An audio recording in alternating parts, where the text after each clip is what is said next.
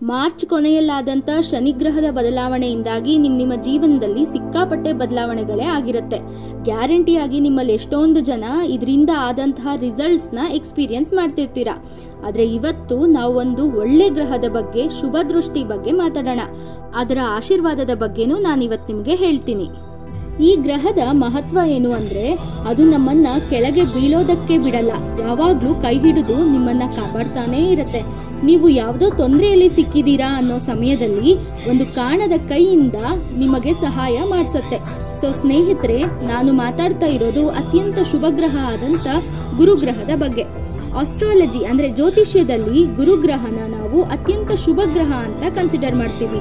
ಅದು ದೇವತಾ ಗ್ರಹ. ಅದು ಯಾವಾಗ್ಲೂ ನಮಗೆ ಒಳ್ಳೇದೇ ಮಾಡತ್ತೆ, ಕೆಲಸಗಳನ್ನ ಸುಲಭ ಮಾಡತ್ತೆ. ಶನಿ, ರಾಹು, ಕೇತು, ಕುಜ ಗ್ರಹಗಳು ನಿಮಗೆ ತೊಂದರೆ ತಂದ್ರೆ ಗುರುಗ್ರಹ ನಿಮ್ಮನ್ನ ಸದಾಕಾಲ ರಕ್ಷಣೆ ಮಾಡತ್ತೆ. ಹಾಗಾದ್ರೆ ಬನ್ನಿ, 2025ರಲ್ಲಿ ಗುರುಗ್ರಹದ ಬದಲಾವಣೆಯಿಂದ ಯಾವ ಯಾವ ರಾಶಿಗೆ ಏನೇನು ಫಲ ಸಿಗತ್ತೆ ಅಂತ ನೋಡೋಣ. ಬದಲಾವಣೆ ಎಲ್ಲಿ ಆಗ್ತಿದೆ ಅಂತಿದ್ದೀರಾ?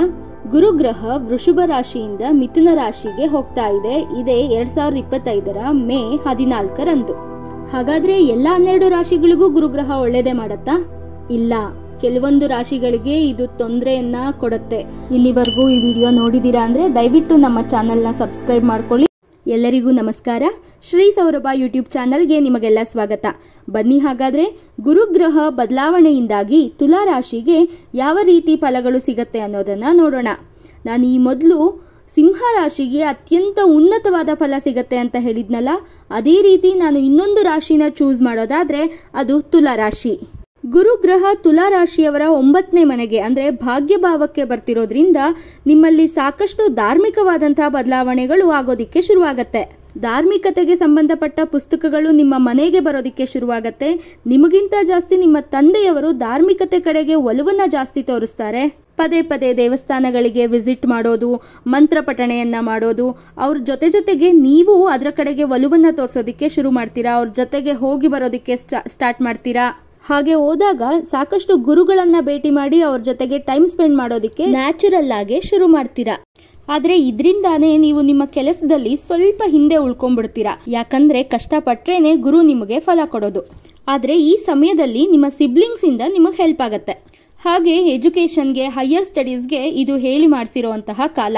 ನೀವು ಯಾವುದಾದ್ರೂ ಇನ್ಸ್ಟಿಟ್ಯೂಷನ್ಗೆ, ಯಾವುದಾದ್ರೂ ಕಾಲೇಜ್ಗೆ ಆಸೆ ಪಟ್ಟು ಸೇರಬೇಕು ಅಂತ ಅನ್ಕೊಂತಿದ್ರೆ ಅದು ಈ ವರ್ಷ ನಿಮ್ಮ ಕೈಗೂಡುತ್ತೆ. ಹಾಗೆ ತುಲಾ ರಾಶಿಯ ದಂಪತಿಗಳು ನೀವೇನಾದ್ರೂ ಸಂತಾನಾಪೇಕ್ಷೆಯಲ್ಲಿ ಇದ್ರೆ ಅದು ಕೂಡ ನಿಮಗೆ ಈ ವರ್ಷ ಪ್ರಾಪ್ತಿಯಾಗತ್ತೆ. ಇನ್ನು ಗುರುಗ್ರಹ ಅಕ್ಟೋಬರಿಂದ ಡಿಸೆಂಬರ್ವರೆಗೂ ಕಟಕ ರಾಶಿಗೆ ಬಂದಾಗ ತುಲಾ ರಾಶಿಯವರ ಪ್ರೊಫೆಷನಲ್ ಲೈಫಲ್ಲಿ ಸ್ವಲ್ಪ ಏರಿಳಿತಗಳನ್ನು ಕಾಣಬಹುದು. ನಿಮ್ಮ ಹೈಯರ್ ಪೊಸಿಷನ್ನಲ್ಲಿ ಇರೋರ ಜೊತೆ ಕೆಲವೊಂದಿಷ್ಟು ಸಂಘರ್ಷಗಳು ಆಗೋ ಚಾನ್ಸಸ್ ಇದೆ. ಹಾಗಾಗಿ ಜಾಗರೂಕತೆಯಿಂದ ಇರಿ. ನಂತರ ಡಿಸೆಂಬರ್ ಮತ್ತು ಜನವರಿಯಲ್ಲಿ ಗುರುಗ್ರಹ ಮಿಥುನ ರಾಶಿಗೆ ಹೋದಾಗ ಇದೆಲ್ಲ ಸ್ವಲ್ಪ ಕಡಿಮೆ ಆಗುತ್ತೆ. ಇದೇ ಸಂದರ್ಭದಲ್ಲಿ ನಿಮ್ಮ ತಂದೆಯವರ ಆರೋಗ್ಯದಲ್ಲಿ ಒಂದಿಷ್ಟು ಹೆಚ್ಚು ಕಮ್ಮಿ ಆಗುತ್ತೆ. ನಿಮ್ಮ ಉಪಸ್ಥಿತಿ ಆ ಸಮಯದಲ್ಲಿ ಅತ್ಯಂತ ಅವಶ್ಯಕವಾಗಿರುತ್ತೆ. ನೀವು ಅವ್ರ ಬಳಿನೇ ಇರೋದು ತುಂಬಾ ಒಳ್ಳೆಯದು.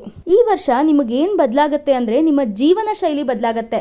ಇಷ್ಟು ದಿನ ಯಾವುದೋ ಬಟ್ಟೆ ಹಾಕೋತಿದ್ದೆ, ಯಾವುದೋ ಶೂಸ್ ಹಾಕೋತಿದ್ದೆ, ಹೆಂಗೆ ಬೇಕೋ ಹಂಗೆ ಹೋಗ್ತಿದ್ದೆ ಆಚೆ ಕಡೆಗೆ ಅನ್ನೋದೆಲ್ಲ ಹೋಗ್ಬಿಟ್ಟು ಒಂದು ಐಷಾರಾಮಿ ಜೀವನದ ಟಚ್ ಅಪ್ ಕೊಡ್ತೀರಾ ನೀವು ಈ ವರ್ಷ. ನೀವಷ್ಟೇ ಅಲ್ಲ, ನಿಮ್ಮ ಮನೆಯಲ್ಲಿರೋ ಎಲ್ಲ ಸದಸ್ಯರಿಗೂ ಅದೇ ನಿಟ್ಟಿನಲ್ಲಿ ನೀವು ಕರ್ಕೊಂಡು ಹೋಗ್ತೀರಾ. ಹಾಗೆ ಹೊಸ ಹೊಸ ವಿಷಯಗಳನ್ನು ಎಕ್ಸ್ಪೀರಿಯನ್ಸ್ ಮಾಡೋದಿಕ್ಕೆ ಸ್ಟಾರ್ಟ್ ಮಾಡ್ತೀರಾ. ಹಾಗೆ ಈ ವರ್ಷ ಹಣವನ್ನ ಸಂಪಾದನೆ ಮಾಡೋದಿಕ್ಕೆ ಬೇಕಾದಂತ ಲಕ್ ಕೂಡ ನಿಮ್ಮ ಜೊತೆಗೆ ಇರುತ್ತೆ. ಹಾಗೆ ತುಲಾ ರಾಶಿಯವರಿಗೆ ಗುರುಗ್ರಹದಿಂದ ಒಂದು ತೊಂದರೆ ಏನು ಅಂದ್ರೆ, ಈ ವರ್ಷದಲ್ಲಿ ಒಂದೇ ಒಂದು ಸಲ ನೀವು ದುಡ್ಡನ್ನ ಕಳ್ಕೊಳ್ಳೋ ಯೋಗ ಇದೆ. ಹೇಗೆ ಅಂದ್ರೆ, ಇವಾಗ ನಿಮಗೆ ಗೊತ್ತಿರೋರು ಯಾವ್ದಾದ್ರು ಆಸ್ತಿ ತಗೊಳ್ಳಿ, ಜಮೀನ್ ತಗೊಳ್ಳಿ, ಸೈಟ್ ತಗೊಳ್ಳಿ, ಮನೆ ತಗೊಳ್ಳಿ ಅಂತ ಕೊಡಿಸ್ಬಿಡ್ತಾರೆ. ಆದ್ರೆ ಅದ್ರದ್ದು ಡಾಕ್ಯುಮೆಂಟೇಶನ್ಸ್ ಕರೆಕ್ಟ್ ಆಗಿರಲ್ಲ, ನೀವು ಕರೆಕ್ಟಾಗಿ ಪರಿಶೀಲನೆ ಮಾಡದೆ ಹೋಗಬಹುದು. ಸೊ ಅದರಿಂದ ಕೊಟ್ಟಿರೋಂಥ ಹಣ ವಾಪಸ್ ಕರೆಕ್ಟಾಗಿ ಬರದೇ ಇರಬಹುದು. ಅದೇ ರೀತಿ ಯಾವ್ದಾದ್ರು ಆನ್ಲೈನ್ ಸ್ಕ್ಯಾಮ್ ಅಲ್ಲಿ ಸಿಗಾಕೊಂಡು ನಿಮ್ಮ ಅಕೌಂಟ್ ಅಲ್ಲಿರೋ ದುಡ್ಡು ಕಳ್ಕೊಂಡ್ಬಿಡೋದು. ಹಾಗಾಗಿ ನೀವು ಹಣದ ವಿಚಾರವಾಗಿ ಈಗಿನ ಅವಧಿಯಲ್ಲಿ ಯಾರನ್ನೂ ನಂಬಕ್ ಹೋಗ್ಬೇಡಿ.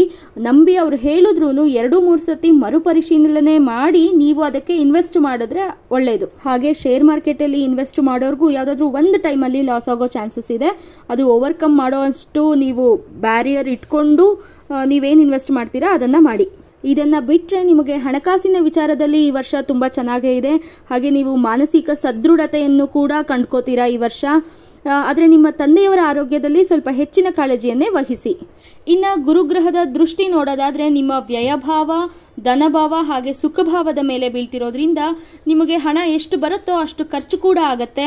ಆಮೇಲೆ ನಿಮ್ಮ ಮನೆಯಲ್ಲಿ ಅಥವಾ ನಿಮ್ಮ ಮನಸ್ಸಿನಲ್ಲಿ ನೆಮ್ಮದಿನೂ ನೆಲೆಸುತ್ತೆ. ಅಂದರೆ ಇವಾಗ ಐಷಾರಾಮಿ ಜೀವನ ಮಾಡಬೇಕು ಅಂತಾದರೆ ಎಲ್ಲೋ ಒಂದು ಕಡೆಗೆ ನಾವು ದುಡ್ಡು ಖರ್ಚು ಮಾಡಲೇಬೇಕಾಗತ್ತೆ. ಅದರಿಂದ ನಮಗೆ ಖುಷಿನೂ ಸಿಗುತ್ತೆ, ಹಾಗೆ ದುಡ್ಡು ಖರ್ಚಾಗತ್ತೆ. ಹಾಗೆ ತುಲಾರಾಶಿಯಲ್ಲಿ ಅತ್ತೆಯಂದಿರು ಯಾರಾದರೂ ಇದ್ದರೆ ನಿಮ್ಮ ಸೊಸೆ ನಿಮ್ಮ ಜೀವನದಲ್ಲಿ ಅಥವಾ ನಿಮ್ಮ ಗಂಡ ಹೆಂಡತಿಯ ನಡುವೆ ಸ್ವಲ್ಪ ಹಸ್ತಕ್ಷೇಪವನ್ನು ಜಾಸ್ತಿ ಮಾಡ್ತಾರೆ. ನೀವು ಅವ್ರಿಗೆ ಅದನ್ನು ಲೈಟಾಗಿ ಹೇಳ್ಬೋದು, ಇಲ್ಲ ಇದನ್ನು ಮಾಡಬೇಡ ಅಥವಾ ನಮ್ಮ ಮಧ್ಯೆ ಬರಬೇಡ ಅಂತ ಹೇಳಿ ಅದನ್ನು ಸರಿ ಮಾಡಿಸ್ಕೋಬೇಕಾಗತ್ತೆ. ಇನ್ನು ಕೆಲಸ ಮಾಡ್ತಿರೋರಿಗೆ ಅಕ್ಟೋಬರ್ ನವೆಂಬರ್ ಟೈಮಲ್ಲಿ ಇನ್ಕ್ರಿಮೆಂಟೋ ಅಥವಾ ಪ್ರಮೋಷನೋ ಸಿಗೋ ಚಾನ್ಸಸ್ ಇದೆ. ಅದೇ ರೀತಿ ಡಿಸೆಂಬರಲ್ಲಿ ಒಂದಿಷ್ಟು ಹಣದ ಕೊರತೆ ಆಗೋ ಸಂದರ್ಭನೂ ಇದೆ. ಹಾಗೆ ಮದುವೆಯಾಗಿ ಮನೆಯಲ್ಲಿರೋ ಹೆಣ್ಮಕ್ಳ ಕೈಯಲ್ಲೂ ಕೂಡ ಒಂದಿಷ್ಟು ದುಡ್ಡು ಬರುವಂಥ ಯೋಗ ಇದೆ. ತುಲಾರಾಶಿಯವರಿಗೆ ಎಲ್ಲದೂ ಒಳ್ಳೆಯದೇ ಇದೆ. ಎಲ್ಲೋ ಒಂದಿಷ್ಟು ಹಣವನ್ನು ಕಳ್ಕೊತೀರಾ ಅನ್ನೋದು ಬಿಟ್ಟರೆ ಬೇರೆನ್ನೆಲ್ಲ ಹಣದ ವಿಚಾರದಲ್ಲಿ, ಕೆಲಸದ ವಿಚಾರದಲ್ಲಿ ಒಳ್ಳೆಯದಾಗತ್ತೆ. ಇನ್ನು ನಿಮಗೆ ಪರಿಹಾರ ಅಂತ ಹೇಳೋದಾದರೆ ರೌದ್ರ ರೂಪದ ದೇವಿಯ ಆರಾಧನೆಯನ್ನು ಮಾಡಬೇಕು.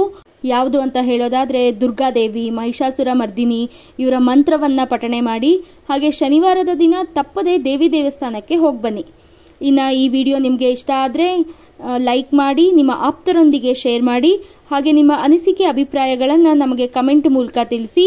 ನಮ್ಮ ಚಾನಲ್ನ ಇನ್ನೂ ಸಬ್ಸ್ಕ್ರೈಬ್ ಮಾಡಿಲ್ಲ ಅಂದರೆ ದಯವಿಟ್ಟು ಸಬ್ಸ್ಕ್ರೈಬ್ ಮಾಡ್ಕೊಳ್ಳಿ. ಮುಂದಿನ ವಿಡಿಯೋದೊಂದಿಗೆ ಮತ್ತೆ ಸಿಗೋಣ. ಹರ ಹರ ಮಹಾದೇವ್.